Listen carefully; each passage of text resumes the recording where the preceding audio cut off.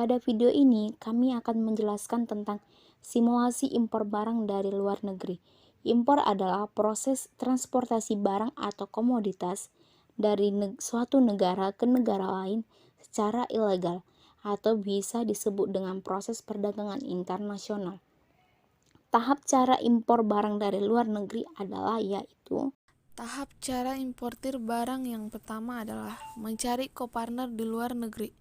Sebagai importir pemula, tentu harus mencari co-partner dagangannya dengan menandatangani. Yang pertama, kantor Kadin atau Kamar Dagang Industri di tingkat pusat. Yang kedua, Kadinda atau Kantor Dagang Industri Daerah di tingkat provinsi atau daerah. Yang ketiga, Panjatabda atau Panitia Kerja Tetap Daerah di tingkat provinsi. Cara importir lainnya adalah dengan menggunakan referensi dari importir yang berpengalaman. Tahap yang kedua adalah menandatangani kontrak penjualan. Setelah importir mendapatkan co-partner, selanjutnya importir harus membicarakan detail tentang menentukan harga barang, memastikan kualitas barang, analisis laboratorium, dan lain-lain. Kemudian setelah didapat kesepakatan yang bersifat lisan, semuanya harus dituangkan secara tertulis dalam MOU atau Master of Understanding, atau bisa disebut juga kontrak penjualan. Kontrak penjualan atau sales contract, pembuatan dan penandatanganannya dilakukan di atas materai, dengan teknis bertemu langsung dan bertatap muka dalam satu meja. Transaksi ini harus sama-sama menguntungkan bagi kedua belah pihak.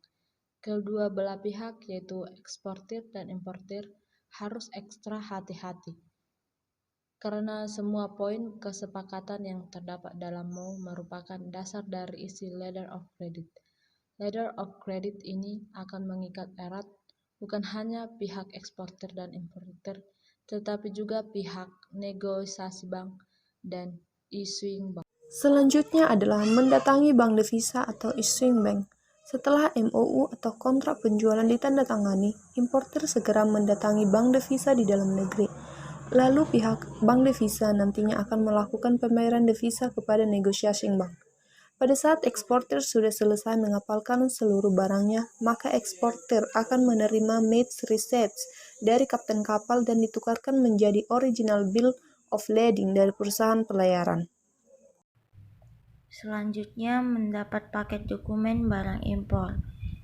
Importir tinggal menunggu realisasi dari eksportir setelah importir melakukan permintaan pembukuan letter of credit pada bank di negaranya. Oleh karena itu, eksportir harus segera mempersiapkan segala sesuatu untuk realisasi ekspornya. Di antaranya, 1. Mempersiapkan produk ekspornya. 2. Melakukan pengepakan. 3. Fumigasi atau penyemprotan untuk memusnahkan serangga. 4. Pengiriman komoditas ekspor dari gudang ekspor ke lini pertama di pelabuhan. 5. Menumpuk komoditas ekspor di pelabuhan. 6. Membuat dokumen PEB. 7. Pengurusan perizinan di kantor bea dan cukai. 3. Cargo dooring atau stevedoring, pemuatan barang atas kapal sampai barang tersebut dimuat. Selanjutnya tahap 5. Setelah importir menerima berkas dokumen dari bank, berarti barang pesanannya sudah dikapalkan. Setelah menerima berkas dokumen itu, importir harus segera menghubungi shipping agent mengangkut komoditas importnya. Semua itu dilakukan untuk mendapatkan kepastian tibanya kapal tersebut di pelabuhan tujuan serta untuk mendapatkan kepastian di dermaga mana kapal tersebut akan bersandar dan gudang nomor berapa. Kemudian akan diproses di kantor bea cukai sampai menghubungi radio pantai, gudang lini, PBM, dan EMKL. Informasi yang bersifat kualitatif hanya bisa diberikan oleh pihak distrik navigasi setempat atau oleh petugas radio pantai. Tugasnya secara rutin dan aktif menghubungi dan berkomunikasi melalui radio dengan kapal-kapal yang berasal dari mancanegara, yaitu dengan mendekati batas tertular perairan pelabuhan.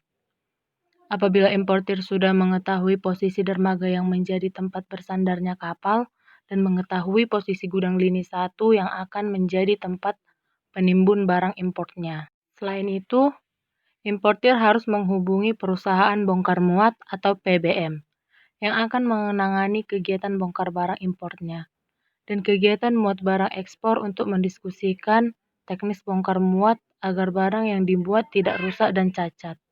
Importir juga harus segera menghubungi perusahaan jasa EMKL untuk mengurus dokumen Membuat PIB dan kewajiban kepabeanan. Pemberitahuan import barang atau PIB. Berdasarkan berkas dokumen impor yang diterima dari luar negeri, importir harus segera melaporkan barang impornya ke kantor bea dan cukai dengan cara membuat PIB atau pemberitahuan import barang. Dokumen ini dibuat rangkap 5 dan diberikan ke kantor bea dan cukai secara manual ataupun elektronik. Hal-hal yang dilaporkan dalam PIB meliputi 1. Volume barang 2. Ukuran barang 3. Jenis barang 4. Harga barang per satuan 5. Kondisi harga barang, apakah SIF atau FOB atau CNF atau yang lainnya. Selain itu, harus dilaporkan juga nama perusahaan, pelayaran pengangkut, dan nama kapal pengikutnya. Tujuan pengeluaran barang impor 1. Diimpor untuk dipakai 2. Diimpor sementara 3. Ditimbun di tempat penimbunan berikat 4. Diangkut ke tempat penimbunan sementara di kawasan pabean 5. Barang impor diangkut terus 6. Barang impor diangkut lanjut 7. Barang impor diekspor kembali. Dokumen untuk pengeluaran barang impor 1. Pemberitahuan import barang tertentu atau FIBT 2. Custom Declaration atau CD 3. Pencacahan dan pabean kiriman pos atau PPKP 4. Pemberitahuan lintas batas. Tahap terakhir import barang adalah 1. Menghubungi jasa angkutan darat dan mengenali jenis-jenisnya, bisa truk atau yang lainnya. Kedua, setelah importir berhasil mendapatkan izin mengeluarkan barang dari gudang lini 1 yang dikeluarkan oleh kantor bea cukai. Ketiga, importir harus segera menghubungi perusahaan angkutan barang di negara tersebut untuk barang jendela cargo seperti peti-peti barang dalam box besar, besi kayu, dan lainnya. Inilah simulasi video impor kami. Sekian dan terima kasih.